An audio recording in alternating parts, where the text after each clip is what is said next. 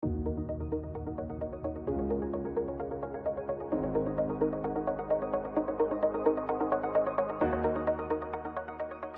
was born and brought up in India. What I realized is what I did not want to do. Okay. That's good. Yeah. Outside of your work, who are you? What is it that keeps you motivated? And it could tie into your work as well. You do like a lot of yoga. I wish. I try to play cricket. Oh, cool. Nice. Go to escape rooms. Those are fun, yeah. Those are fun, right? Yeah, these are the kind of... Still problem solving there.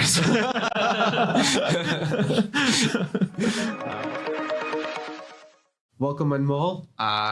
Thank you for joining us. So we came to learn that you're a senior product manager at Amazon, and it was a really good opportunity for us to have a conversation with you. We got to meet you recently in the recent past, and we wanted to obviously continue our conversations and continue diving into your background and learn your story when it comes to product management, your relationship with it, and also like outside of your work, what continues to motivate you as an individual. So we're looking forward to having some of those chats today. And Srinath and I are really excited and happy to have you with us. We've known you for a while now. We wanted to understand more about your how you're approaching this product manager kind of function role. Before I start, I just want to give a quick introduction as to like what this podcast is all about and why are we doing this. The idea behind this is with me and Varun, when we were chatting about this tech ecosystem is super vast. There's so many roles and functions which are pretty crucial. But what are some of the core motivations? What are some of the core inspirations for folks who are doing this? And what's the make of those individuals? We want to get that out. And there are so many inspiring stories that lie behind, and we want to hear it directly from you. So that could be so useful for people who are in this space. So. Yeah. Well, definitely. First of all, it's really great to see both of you again. Yeah. And thank you so much for having me here. It's a great initiative. And I think I watched your podcast as well. So it's really interesting what you guys explore in general. And I'm happy to share my 2 cents and happy to share my experience, some of the things that we are going to discuss. Probably I'd want to start maybe a decade or so ago when you were in school or when you were in university. We did a bit of research that you have an engineering background, then you have a MBA, and then you're getting into product and all that stuff. So back when in your school or even in university, you can choose whatever time frame you want. What were your academic choices or academic motivations? Like, how are you approaching learning and stuff at that point in time? It's a great question, and I think it can be a really long answer, but I'll try to sure. make it as concise as I can. So I was born and brought up in India, and to be honest, like I think I was always very curious and passionate about just understanding or diving a little bit deeper into things in general. In my school, I had no idea what I have to do, to be honest. It's a saying that, okay, if you don't know what to do, just go for engineering. That's what I did. I had no idea what my interests are at that point. Okay, this is what everyone is doing. Maybe something is beneficial, or this might be the right path. That's what I did after. So I did my engineering from BITS Pilani. It's again one of the institutions in India, and I was fortunate enough to get a job at Oracle after that. So I was working as a consultant in their application development space. And that was the first time when I joined the role. One thing before I even go there, one thing which I want to highlight a little bit is like overall the recruitment process and everything works a lot different in India versus what we have over here, right? Mm-hmm. It's a lot more campus placement oriented. So a lot of the times there are things like you have a bit of an idea about what the role is going to be, what things you are going to do, but at that stage, you do not really know because you have zero exposure to the outside world. And that's how I got my first job in a way. Okay, it was more of sort of like an interview, on-campus interview. I joined Oracle, and that's where I sort of started working with their product teams in general. So when I first started, like my role was very boring. To be honest, I did not like it at all in the beginning because I was not directly involved in a lot of different things. I was more at that stage. If there are certain projects going on, how do you support those projects? And everything while in the university or in school seems a lot simpler. In real world, it's a lot more complicated. Yeah. So just in order to learn those things in general, that's where I think I was a little bit more curious in terms of, okay, how are these things working? Who are the right people who are driving these things? And that is how I actually got introduced to something called product management, which I did not even know that something like this exists at that point. So I used to, yeah. One quick thing, like, sorry to probably harp on the same question, but you said they were curious, you were trying to understand the ecosystem and all that. Were you like, was things like that even back in your university or in school? Like, were you that kind of a person? Yeah, I think it was a little bit driven by curiosity, by interest in general. So for example, when I was in college, one of the projects that I was like really, really interested about was cars. Really fascinated me. So at that point, okay, we used to have these, or I used to see these people in my first year that, okay, there are some folks who are building these amazing off-road vehicles. I had no idea about that. Okay, what this is, how we go into it, or how do we actually build a car? I could not even fathom something like that in the beginning, that, okay, students from a college can build an actual car or an actual off-road vehicle. But that's what make me or got me into it. I became a lot more interested. And then in my more senior years in the college, I joined the team, and we eventually built the off-road vehicle, something you guys might be familiar with. It's called Baja. More like an off-roading, where a lot of the off-roading competition, where a lot of the colleges just, universities, students from different universities, they build that vehicle and essentially race amongst each other. That process also teaches a lot of the things, right? Like in retrospective, you would see a lot of the functions that you are just doing when you are a student, right? And you are not aware of what these things happen, like how these things are done. Yeah. But in a way, it teaches you a lot of things. So for example, I can tell you, we reached out to a lot of companies for sponsorships. At that point, I remember, because I was with Spilani, I reached out to Bosch, who's in Jaipur, and they sponsored us for this, for the overall project, for the overall development of the vehicle. That's such a good achievement. Yeah. At that point, you don't even realize it. Yeah. And Bosch is huge, like especially Bosch in is the huge, automotive space, like they're massive for sure. Yeah, exactly. Yeah. Bosch, they are massive. They are huge. And they, so these are the sort of things I think that really helps, because you do not even know at that point unless you have worked in that space, what are the things that you need to do, or what are the things even when you are building the frame, building different systems in terms of, okay, how a vehicle would work, how would we make sure that, okay, it won't just burn, or it would pass all the, the tests that are put in front of us from the organization's perspective before eventually going to the final racetrack. So these kind of things, sort of just by being a little bit more curious in general, I believe have helped me in the past. And I think at Amazon as well, there is a leadership principle that we sort of focus a lot on learn and be curious, because at any point, I think in life, you have to continuously learn to upskill yourself and, to stay on top of things in general. So, perfect. I think you mentioned a lot about being curious and all that. I still have a lot of questions on the career and progression, but I just want to take a slight detour.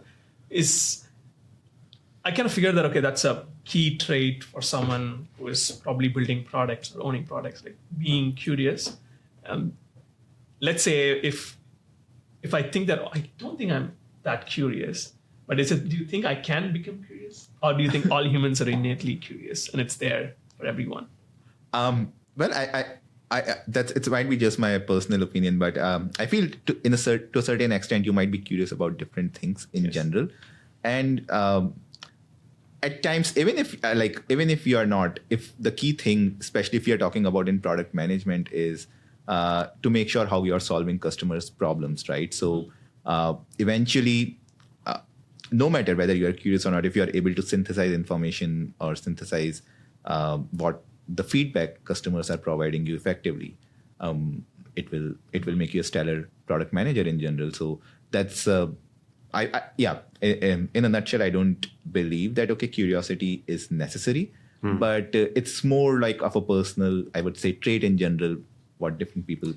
So would you say so from a more behavioral perspective and kind of because when we try to talk about curiosity, we're often talking about the behavioral mindset of continuously learning.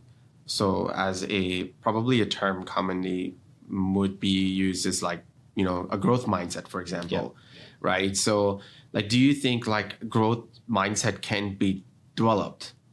And, or is it that, do you think that people would just have growth mindset and it's kind of one of those things that you either have it or you don't? No, that's a great question. And I think I firmly believe that there is nothing that cannot be developed in general.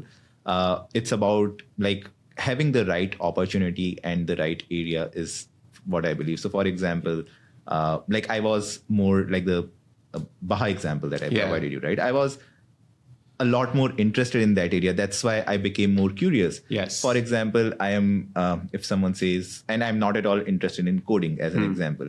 If someone tells me, or, even in the university or in my early career days, I was not even exploring that side because that's not of an interest area for me. So no matter how much I say that, okay, we need to be curious or we need to understand those things, if you're not interested then in that area, you cannot. You're just not going to have that motivation. Yeah, exactly. You won't have that motivation. So that's really important because, and that's something, motivation of solving a problem or your drive, that is something very individual driven, right? What really drives you in the morning, okay, this is what we are going to achieve or this is what we are going to work at. When the first thing which also is important is to find your interest areas in general. And that's where it helps. I think curiosity, the growth mindset automatically happens because if you are working in that area, if you are focusing your energy in that area, you start to see the results. And then it becomes like a loop where you see the results, you become more successful, and then it goes on. So coming back to the timeline that you just started, and I kind of took a detour from there.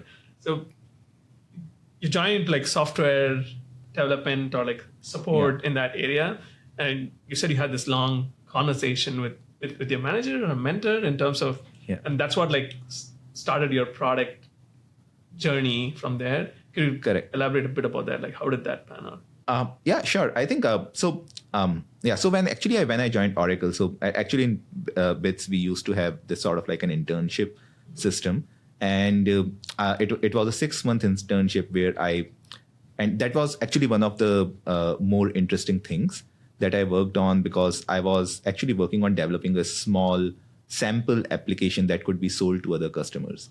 So that's where, and it was again sort of a new project for me, right? Okay, how would all these systems interact? How would essentially our customers utilize something like this?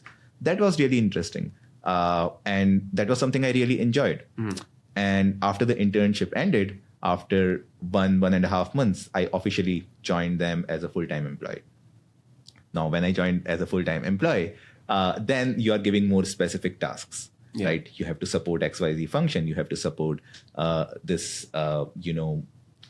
configuration for a specific client. And while on paper, those kind of tasks seemed more complicated, my interest was always something in a way, okay, how maybe what I did in my internship, right? Because it provided me a holistic point of view in terms of how we are actually creating value for our customers.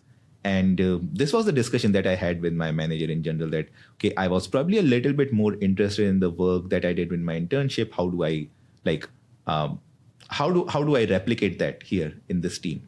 And that was, I would say, a really productive discussion because that's when my role changed a little bit. It was again very early in my career, probably just 3-4 months in my first role. And that was the time when my manager essentially sort of carved out my role a little bit in terms of, okay, that's an area you have, like in my internship, you delivered this thing. So that was like really helpful for the organization, for the department. So, you work more as a, like, technically I was a consultant, but you work more with the product managers to understand the requirements to build, so that we can build the features for our customers. We can customize those features for our customers. So that was my first interaction, or first, in a way, understanding, okay, what do product managers actually do? Mm-hmm. The product management at that point versus what it is now, again, is like drastically different. But just because product management is something itself, like in the university courses or something, you don't get to hear about it a lot, right? It's something in the on the field that you got to. It's more applied than sort of like, it's not as theoretical generally, for sure. Exactly. Yeah. So I think that was my first introduction, in a way, to product management, and that's how my journey began, because I started working with them. I started to sort of understand how they think, how they look at different problems in general. And I, again, going back to the thing of being a little bit curious, that sort of helped me. This is one of the interest areas that I can potentially look at, rather than being in a support system. What aspect of, I'm curious, like, obviously, like, it seemed like, you were exposed to that role, and, you got to connect with people who are already in the role. What aspect of product management really stood out for you that you felt like, this will be like such a good motivation for me to kind of make this like sort of like as my career going forward, to be like, hey, listen, you know what? I want to be a product manager because of this thing. That maybe it could be more because it's more customer centric, or it could be like, is it more sort of like the agile aspect of it that you really liked? What aspect of it motivated you the most, I think? I think at that point, I cannot even remember if we had agile workflows present or not. It was mostly big documents of that requirements document that we used to build, and then we used to work on it. Agile was, I think, still in the practice, but not as widely adopted at that point. So in terms, at that point, I think what I realized is what I did not want to do. Okay. That's good. Yeah. If okay, this is something I do not want to do. Product management, like I said, it was, maybe let me try to rephrase it. It's not like, okay, this is product management, you have to work in this field. Yeah. It's more like, okay, this field is you are building solutions for your customers, which I found a little bit more interesting, because that actually involved, so at Oracle, I used to work with different financial institutions to understand their requirement and use those requirements to customize the solutions that we used to offer. So as an example, if you go on any bank, right, if you are a customer service associate, you would see what a customer profile for a potential customer, or for your, not a potential customer, for an actual bank customer is going to look like. Now, how those users are interacting with it, you can actually visualize those things. And that was something which I closely resonated with. If I'm able to sort of visualize things that this is what the final product is going to look like, or this is what we are aiming to build, then it helps a lot more in terms of basically made me more motivated to work in those areas. So did you continue pursuing that path and like grew as a product manager, or that's when you decided to do an MBA? Yeah.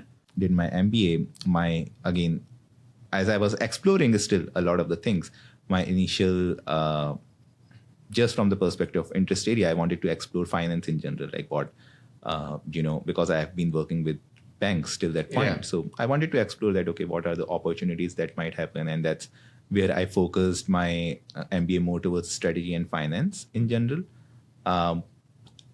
That again gave me, and when you do masters, right, like I think at that point you become a little bit more mature, and you understand a lot more things than what you probably when you are doing your bachelor's degree in general, right?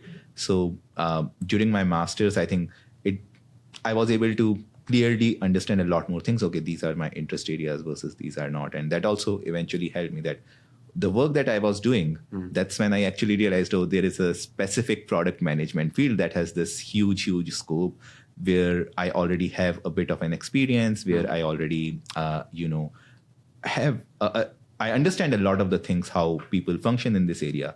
So, and that is my interest area as well. So why not explore career more in this field itself? After you did your master's, like an MBA, which is more like a generalist approach, but then you figured out that, okay, there's a lot of scope for product management and all that stuff. Did you decide that, like, this is a path that I want to take? And how did you go about landing an opportunity where you could hone your skills and, proceed in that line of? It's a great question again. And I think, like I said, in my specific case, it has been a lot more process of elimination at points and like figuring out these are the interest areas, so where to go after. So when I did my MBA as well, like I said, I was a little bit more curious towards finance as well. So I focused a lot more in those things as well. And I wanted to see with my skill set, am I at that stage where, or do I have the right skill set to get those kind of roles in banks, which are a lot more finance focused. And that's where a little bit more of my energy went as well while doing my master's in general. So, and that's again more of a realization that at that stage, I felt that gap. If I have to sort of excel in this particular area, there are a lot more things that I need to learn in general versus, for example, let's call it at product management at this point, I already have some experience. It's my interest area. So if I want to grow in my career and something, again, which I'm interested in, this might be a better option in general. So that's how I effectively chose what direction to go towards. Because I was not too fixated that, had it been the case, for example, no, I absolutely wanted to go into finance. I absolutely wanted to go into something I was really I think exploring that time was sustainable investing in general. So had I been like really, really invested in that or really, really, focused around that, probably I would have chosen that path and we might be having a completely different conversation at this point. But it was more like, okay, I evaluated those because at a certain point, I think you come at that stage when you also evaluate what things, where you can grow and where, what are your hobbies versus what can actually become a career, a rewarding career in general. So it was that point when I sort of looked at these things and product management was that space which I really enjoyed. I liked working in, and even though there are other things that I'm interested in, I still read about those areas, but not from a career perspective, more from a hobby perspective in general. There are two things that stand out to me here, like pretty interesting in what you said. Like you were pretty fluid while you were approaching your career, right? Like whatever is there, you assess it at that point and see, okay, should I take this direction or not? And the second thing I noticed is more like you said, you're looking at, okay, what are the options that I can eliminate? And what are the options that I should take? Or rather more, what are the options that I eliminate? That it's not probably good for me, or I won't be good at it, or whatever that rationale is. These two key things of like being fluid and trying to look at eliminating options and stuff, like, do you think that's helped you a lot in your function as a product manager as a trait, or am I getting the point completely wrong? You have to evaluate a lot of trade-offs in general, right? So that has been a little bit of my approach as well, but maybe this might have been one of the factors. I never really, to be honest, looked at it from that perspective.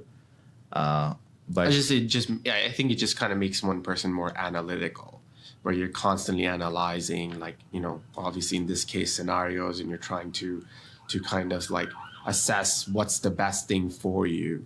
And it seems like, and just like, you brought it up, it's like, the same idea that, you go through this process of eliminating what is not really for you, and you're able to choose something that's more resonating with what you want and what you're perhaps going for.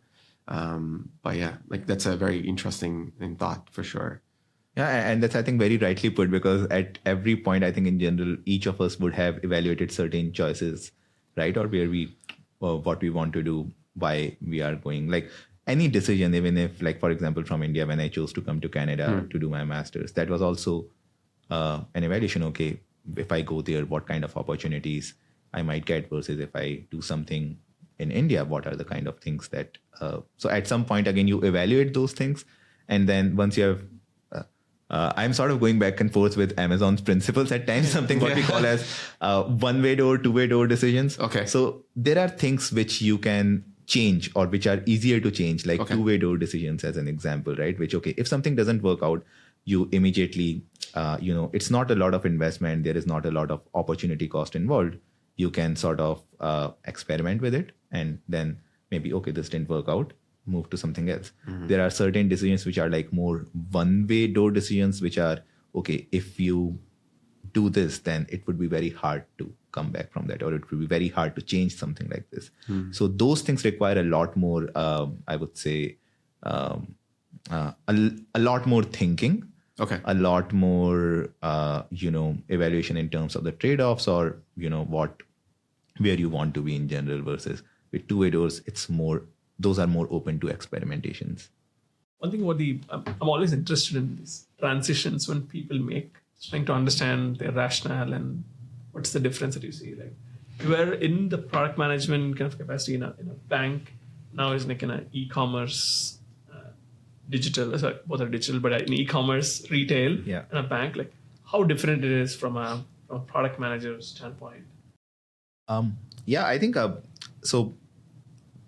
First of all, like I think product management, the roles that are carved out, the roles can be carved out in very, very different way in different organizations.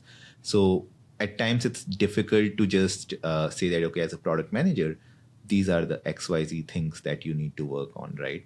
Or that being said, like I think in the more financial institutions, in my experience, again, like it was a lot more like every product management role would be a mix of strategy and execution in general. So how you approach that is how different organizations would sort of carve out that role differently. At in the some of the banking sectors, as an example, right?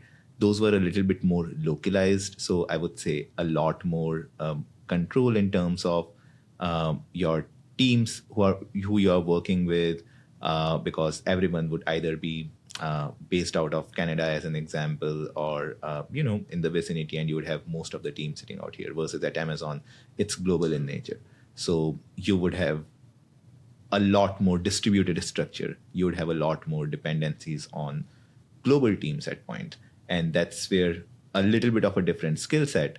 Okay, how are you managing those dependencies? How are you working in ambiguity? In a way, those things come in. But those have been some of the differences. Again, it's hard to go into specifics in general. But yeah, it like in terms of the role, even at Amazon, like different product managers would have different scope, would have different portfolios that they are managing. So how the roles are carved out essentially defines in a way the different nature that might, or of the job that might come up in these roles. Is there a core characteristic or a motivation that's common for product managers across, irrespective of whatever industry that you're in? I think at the end of the day, one thing as a product manager that you are doing would be working towards solving problems, right? So that becomes, in my opinion, one of the key aspects. We also have this principle of customer obsession, which again, like, are you solving the right problems? Are you providing the right value to the customer in general? But irrespective of whatever company you are a part of, right, as a product manager, you would be solving certain things. You would be providing value to your customers. So if you're curious about those areas in general, you are able to understand, you are empathetic towards your customers. You are able to understand their pain points, and you are able to provide the right solution or the right way to, in a way, alleviate those problems. That's really important. One thing, it's not a proper analogy, but when you go see a doctor, right, what you do is you probably tell your symptoms. Okay, my throat is hurting, I am having a backache or something like that. And then what the doctor would do is they would sort of understand what the root cause is and then provide maybe some certain medication or something to you to essentially alleviate your problems. Now, doctors are way more talented than product managers, but in general, you sort of do the same thing. You hear the customer feedback. Yeah. They will tell you a lot of symptoms. They will tell you, oh, we want X, Y, Z, we want these things. It does not necessarily mean that it would solve their problems. From your perspective, you understand their pain points. You understand, okay, what these things are. You synthesize it, try to come down to the root cause. And then when you address those root cause in general, that's how you solve problems. So, yeah. Okay, that's a good analogy. Yeah, it's really interesting. I mean, like Amazon, obviously, and it has a large market. I mean, now that every other person you speak to, I mean, pretty much everybody's using Amazon right now. And it seems like for a product manager to kind of like keep up with those expectations from time to time, also continuing adapting to what the market wants, and how do you stay sort of like, ahead of the game when it comes to providing that level of experience. How do you deal with that? Like, Amazon, as you mentioned, is gigantic, and from a product standpoint too, is within the platform. There's a really broad portfolio there. So how does that look like? Yeah, I think so. One thing, just to stay, a part of the question is, I think, how to stay updated in terms of, okay, what are the innovations that are happening in general, right? So one of the advantages, I guess, of working in big tech in general is that you'd have a lot of resources. You would have, like, even if, for example, the generative AI, which has been the buzzword in the past year or so, right? While the industry is trying to catch up, there are a lot of innovations that are happening within big tech. Yep. That sort of gives you a little bit of, I would say, additional knowledge or more information in terms of how to approach these things.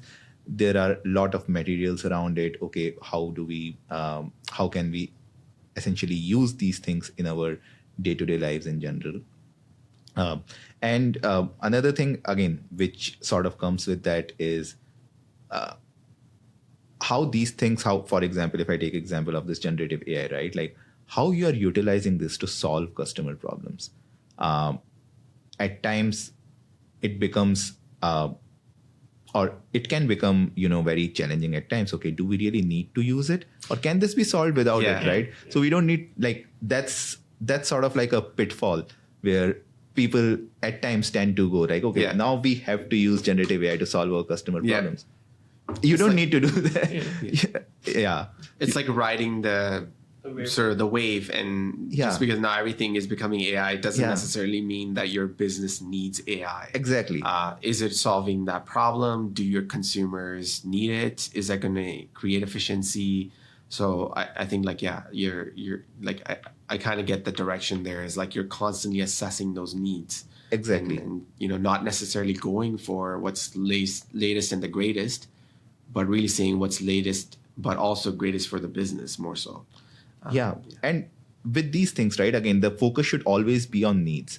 You have different technologies available with generative AI. You can amplify the impact, probably what you were able to do, or you were able to spend a lot more time initially in terms of solving those problems. Now, with this, you can do it at a larger scale, maybe a lot more faster. Maybe your productivity can be improved.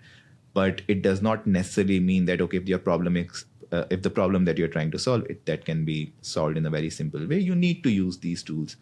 That's the kind of always the thing that you would have to evaluate. But I think just by being up to date with different in these different areas, sort of help you understand more what's happening in the industry. There are also a couple of podcasts in general there is something called that I usually listen to is called the product experience. So in this, similar to what you guys are doing, right? Like they invite people who are at leadership positions in different companies, and they talk about, okay, what are their focus areas, how are they thinking about what a day in their life looks like, how do they see a particular industry moving forward in the next 3 to 5 years. And that sort of helps. It sort of gives you a direction in terms of what the experts in some of these areas are doing, and how you should be looking at things, how you should be approaching these areas. No, absolutely. I mean, you talked about a lot of things, assessing whether there is a need for any tech that needs to come in. Like I see a bit of a decision-making angle and picking the right things as per the need and all that stuff. What were some of the, without getting into specifics, obviously, some of the hardest decisions that you have made in your product management career? Anything that you could share? Probably the pivot question. Yeah. How did you pivot at the right moment? I think at times, again, as product managers, when specifically you are working towards development of a feature, right? It happens to, I think, everyone that, okay, people tend to get married to that idea, to that initiative. And even though the results, because first what you do is you experiment, you see if this is solving the customer problem or not. Sometimes because it might be really cool, or it might be one of those transformative ideas, you tend to get married to that, which might not be solving the right problem.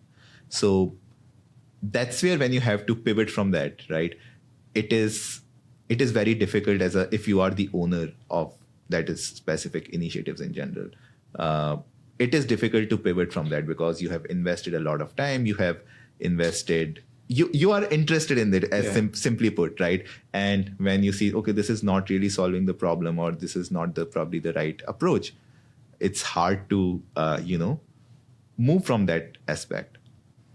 The good thing is, that's partly we build a lot of different mechanisms to ensure that people do not fall into this trap. They do not, when the right time comes, or when we are evaluating these aspects, right? We take the decisions rationally, rather than something based on a personal bias that this is something I'm really interested in, and hence we should move ahead with this project. What does that look like? So, to kind of delve on that further, that rationale, and being able to, like you mentioned, you obviously, if you're a product, there's obviously that emotional component associated with it, where you're trying to give your 100%, and you're trying to prove that it's going to work, and all of that. And yes, sometimes the data and everything else, and could say otherwise. Then what do you do, or what personality trait of yours would kind of come into play at that moment, when you're able to disconnect from that particular moments, where you're like, okay, you know what? No, now I have to tell myself that it's a pack up. We park this, we move forward. What's that like? Yeah, I think the key is not falling in love with the idea, but probably falling in love with the problem. So if you fall in love with this idea that this is maybe the best idea in the world, got it? Is it solving the right thing? And how do you see whether something is solving the right thing? Is when you measure it. You look at some metrics, how those metrics are improving. If you're not seeing the right result, irrespective of how brilliant the idea is, it means you need to rethink your strategy in general. That can you maybe do something a little bit differently? And when you continuously monitor those metrics, when you do experiments to essentially validate the authenticity of the idea, to validate whether something like this is solving the customer need or not, those are the, I would say, more of inflection points, when you actually realize, okay, my idea might be really great, even though it's stemmed from a specific problem.